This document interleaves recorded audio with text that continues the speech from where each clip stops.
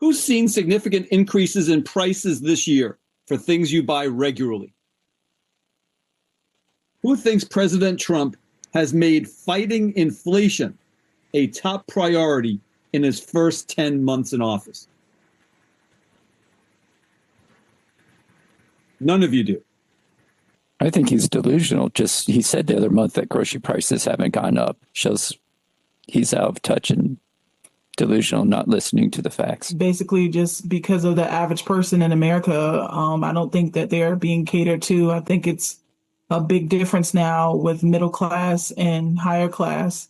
And I know one of the biggest things that has an effect to people that I know is healthcare, especially with Medicaid as well, with there being cuts to Medicaid. I feel like I expected certain things to be improved or certain things to become more affordable, and it did the exact opposite. You know things are getting bad when foot soldiers of the MAGA base are coming to terms with their decision and willing to speak out against their dear leader like this. However, it must be said that this isn't a new phenomenon by any means. Stacey White says she voted for President Trump because she wanted lower prices and to stop fentanyl from coming into the U.S.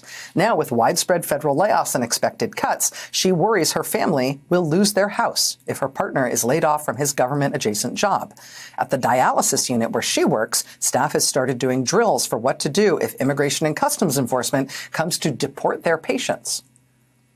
Stacey said, quote, "When we said safer borders, I thought he was thinking, let's stop the drugs from coming into the country. I didn't know he was going to start raiding places." Emily Anderson from Duluth, Minnesota, categorizes her vote for Trump this year as the, quote, "biggest mistake of my life." She is horrified by Trump's focus on deportations and use of Guantanamo Bay to hold migrants. Anderson said, quote, "I feel so stupid, guilty, regretful. Embarrassed is a huge one. I'm absolutely embarrassed that I voted for Trump." You told me that you voted for President Trump in 2024. Do you regret that decision? ¿Te arrepientes esa decisión? Yes, 100%. It's not true. You know, and the first time he says something, and now, example, in the Latino people, we see everything is different. And the first time, example, he say he go to catch the delincuentes. Criminals, yeah. And right now, he don't follow to criminals. He go to specific to Latino people. Whether it be immigration, gutting the administrative state, slashing federal funding of vital safety nets, or his disastrous economic policies, Trump and the Republican Party have shown yet again that they couldn't care less about the well-being of the everyday American. Don't just take our word for it, though. Listen to the sorry excuse of a president himself. Prices are coming down. Just to talk about affordability, the Democrats love to say affordability, but then they never talk about it. They're the ones that gave us the high prices. I'm the one that's bringing them down. Well, one of the biggest issues on affordability right now is health care, and Obamacare subsidies are set to expire in a couple of weeks, which will lead to higher prices for millions of Americans. I do wonder, Mr. President. But you said the word Obamacare. Obamacare. Correct. Was conceived by Barack Hussein Obama, who knew nothing about health care. But we're in the situation we're in now where those subsidies will expire. So I wonder, is letting those subsidies expire acceptable to you? And should Americans... What I want on health care is very simple.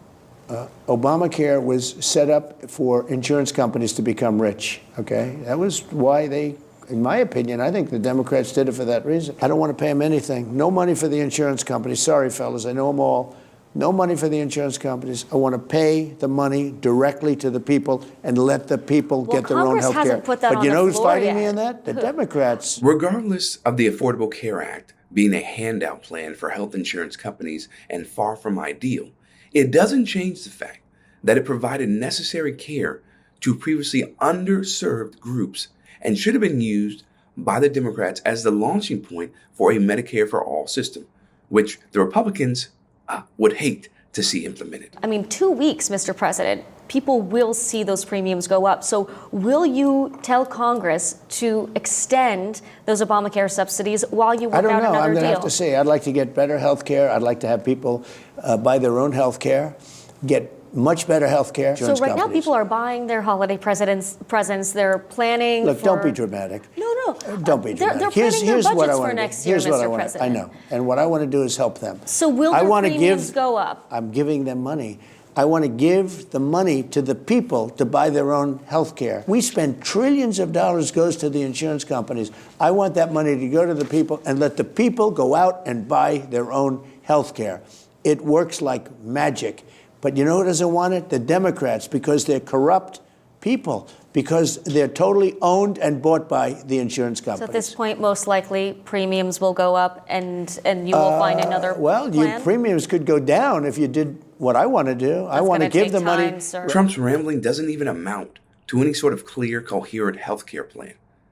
And even if we take his words at face value, okay, a single-payer Medicare for all system would still be preferable and something that the Democrats should continue advocating for. A recent CBS News YouGov poll found 60% believe the president makes things sound better than they really are when it comes to prices and inflation. 27% said he's right on point. 13% feel he paints a gloomier economic picture than what's really happening. Polls even in Pennsylvania show that voters really don't find that the president's handling of the economy has been top-notch. A survey from Quinnipiac showed that those who found that the economy was doing either not so good or poor was 52%. Those who said it was good or excellent, it was at 46%. And so how the president messages this today, I think, will be important to watch. His advisors say that this will be the first of many domestic trips talking about the economy coming up as the midterm elections start to get underway. I think Democrats can really capitalize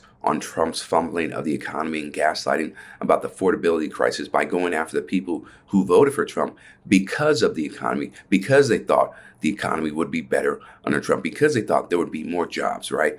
And the economy would be more robust and everything would thrive and their lives would be so much more, would be improved, right? So now you go after those people and like, yo, Trump lied to you, okay? The Republicans lied to you. So you can use that going ahead into the midterm elections, right? But also just showing people that, one party really, really does not care about you. And while the Democratic Party is far from perfect, please, because I've criticized them before and I will criticize them again, the Democrats, there are a lot of them who actually are interested in helping the everyday American. And so you get all those votes, right, away from Trump and the Republican Party, the people who are doing his bidding and just following his every move and saying, yes, leader, this is what we'll do. I think it bodes well for the Democrats' chances in the midterm elections, right, to gain control of the House and the Senate. That is really important. So Democrats cannot waste this opportunity. Rebel HQ, I'm Chris Williamson. We'll see you next time.